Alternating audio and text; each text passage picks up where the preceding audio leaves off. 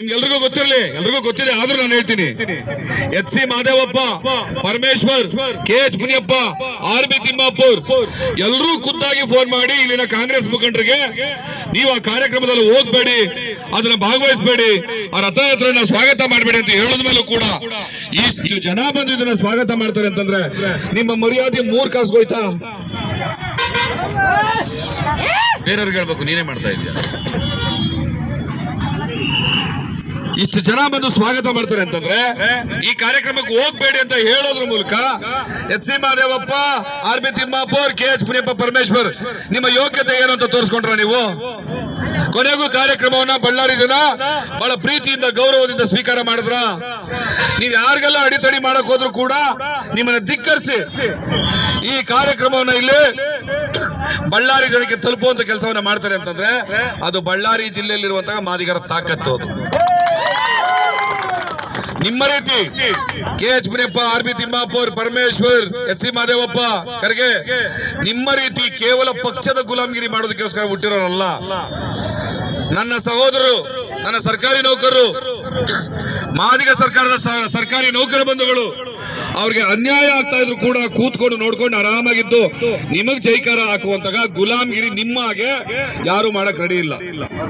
ನಾನು ಬಳ್ಳಾರಿಯಲ್ಲಿ ನಿಂತ್ಕೊಂಡು ಈ ನನ್ನ ಮಾದಿಗ ಸಮುದಾಯದ KH ಮುನಿಯಪ್ಪ ಮತ್ತೆ RB ತಿಮ್ಮಾಪುರ್ಗೆ ಮತ್ತು ಒಳ ಮೀಸಲಾತಿಯ ವಿರೋಧಿಗಳಾದಂತಹ ಎಚ್ ಸಿ ಮಾದೇವಪ್ಪ ಮತ್ತೆ ಪರಮೇಶ್ವರ್ ಅವ್ರಿಗೆ ಹೇಳೋದು, ಮುಂದಿನ ಚುನಾವಣೆಯಲ್ಲಿ ನಿಮ್ಮ ಕಣ್ಣಲ್ಲಿ ನೀರಲ್ಲ, ರಕ್ತವನ್ನ ತರಿಸದೆ ಹೋದ್ರೆ ನೀವು ಚುನಾವಣೆಯಲ್ಲಿ ಗೆಲ್ಲೋದಕ್ಕೆ ನರಕ ಅನುಭವಿಸಬೇಕು. ಅಂತದೊಂದು ಪರಿಸ್ಥಿತಿಯನ್ನ ನಿಮಗೆ ನಾವು ತೋರಿಸ್ತೇ ಹೋದ್ರೆ ನಾವು ಈ ನಾಡಿನ ಮಾದಿಗರೇ ಅಲ್ಲ ಅಂತ ಬೇಕಾದ್ರೆ ಪ್ರೂವ್ ಮಾಡ್ಕೊಂಡ್ಬಿಡಿ. ಒಳ ಮೀಸಲಾತಿ ವಿಚಾರದಲ್ಲಿ ಒಳ ಮೀಸಲಾತಿ ಇಲ್ಲದೆ ಬಡ್ತಿಯನ್ನ ಕೊಡೋದಿಲ್ಲ ಅಂತ ಮುಖ್ಯಮಂತ್ರಿ ಸಿದ್ದರಾಮಯ್ಯ ಸ್ಟೇಜ್ ಮೇಲೆ ಅನೌನ್ಸ್ ಮಾಡಿ ಇವತ್ತು ಬಡ್ತಿಗಳು ಆಗ್ತಾ ಇದಾವೆ ಅಂತಂದ್ರೆ ಒಬ್ಬ ಮುಖ್ಯಮಂತ್ರಿ ಮಾತಾಡ್ತಿದ್ದ ಮಾತಿಗೆ ಬೆಲೆ ಇರೋದಿಲ್ವಾ? ಒಬ್ಬ ಮುಖ್ಯಮಂತ್ರಿ ಮಾತಾಡೋದು ಗೌರವ ಇರೋದಿಲ್ವಾ?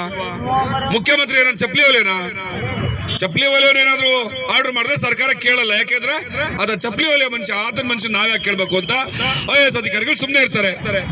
ಒಬ್ಬ ಮುಖ್ಯಮಂತ್ರಿ ಮಾತಾಡಿದ್ರೆ ಮಾತು ಕೇಳಲ್ಲ ಅಂದ್ರೆ ಏನದ ಅರ್ಥ? ಅದು ಇಂಥ ಒಂದು ನಾಲಾಯಕ್ ಸರ್ಕಾರ ಈ ಕರ್ನಾಟಕದಲ್ಲಿ ಬೇಕಾ?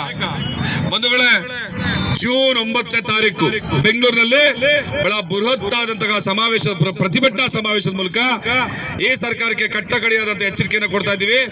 ನೀವೆಲ್ಲರೂ ಕೂಡ ಅತಿ ಹೆಚ್ಚಿನ ಸಂಖ್ಯೆಯಲ್ಲಿ ಅವತ್ತು ಬೆಂಗಳೂರಿಗೆ ಬರಬೇಕು, ಈ ಸರ್ಕಾರವನ್ನು ಎಚ್ಚರಿಸುವಂತ ಕೆಲಸವನ್ನು ಮಾಡಬೇಕು. ಬರ್ತೀರಾ?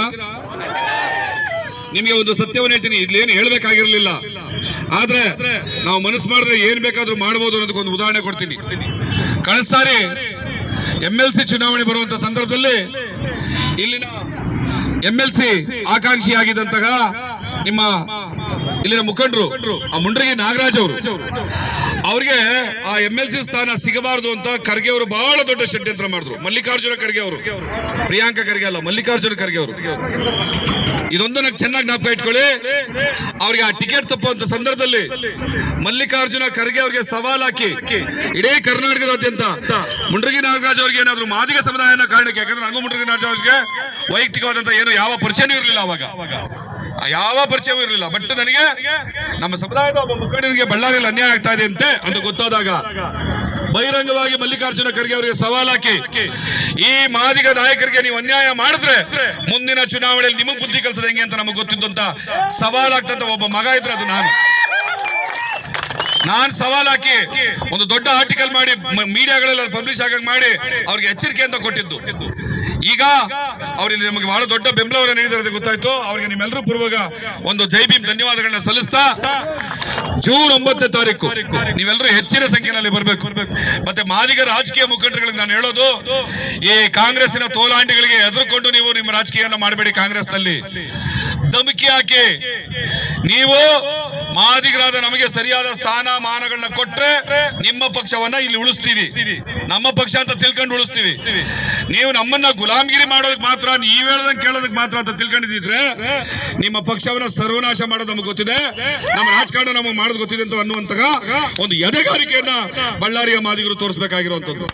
ನನಗೆ ನಂಬಿಕೆ ಇದೆ ನೀವು ಆ ರೀತಿ ಮಾಡ್ತೀರಿ. ಬಳ್ಳಾರಿಯ ನೆಲ ಎಷ್ಟೋ ಜನರಿಗೆ ರಾಜಕೀಯ ಪುನರ್ಜೀವನವನ್ನು ಕೊಟ್ಟಿರುವಂತದ್ದು. ಬಳ್ಳಾರಿಯ ನೆಲ ಅಷ್ಟು ಈಸಿ ಅಲ್ಲ, ಯಾರನ್ನು ಬಿಟ್ಕೊಡೋದಿಲ್ಲ. ಜೂನ್ 9ನೇ ತಾರೀಕು ಕೂಡ ಬೆಂಗಳೂರಿಗೆ ಬಂದು ಈ ಹೋರಾಟವನ್ನು ಗೆಲ್ಲಿಸುವಂತ ಬಹಳ ದೊಡ್ಡ ಜವಾಬ್ದಾರಿ ನಿಮ್ಮ ಮೇಲಿದೆ. ನೀವೆಲ್ಲರೂ ಬೆಂಗಳೂರು ಬರಬೇಕು ಅಂತ ಕೇಳ್ಕೊಳ್ತಾ ಮುಂದೆ ಇನ್ನೂ ಸಾಕಷ್ಟು ಸುತ್ತೋದಿದೆ, ಅಲ್ಲೆಲ್ಲ ಹೋಗೋಣ, ಹಾಡುಗಳೇಳೋಣ, ಮಾತಾಡೋಣ. ನೀವೆಲ್ಲರೂ ಜೊತೆಯಾಗಿ ಬರಬೇಕು ಅಂತ ತಮ್ಮೆಲ್ಲರೂ ಕೂಡ ಕೇಳ್ಕೊತಾ ಇದ್ದೀನಿ. ಸಭೆಯನ್ನು ಉದ್ದೇಶಿಸಿ ಮಾತಾಡಿರ್ತಕ್ಕಂಥ BR ಭಾಸ್ಕರ್ ಪ್ರಧಾನ್ ಅವರಿಗೆ ಭೀಮ ನಮನಗಳನ್ನು ಸಲ್ಲಿಸ್ತಾ ಸಭೆಯ ಕೊನೆಯದಾಗಿ ವಂದನಾರ್ಪಣೆಯನ್ನ ಪ್ರಭುರಾಜ್ ಕೊಡ್ಲೇಣ್ಣನವರು ಮಾಡಬೇಕಾಗಿ ವಿನಂತಿ. ಪ್ರಭುರಾಜ್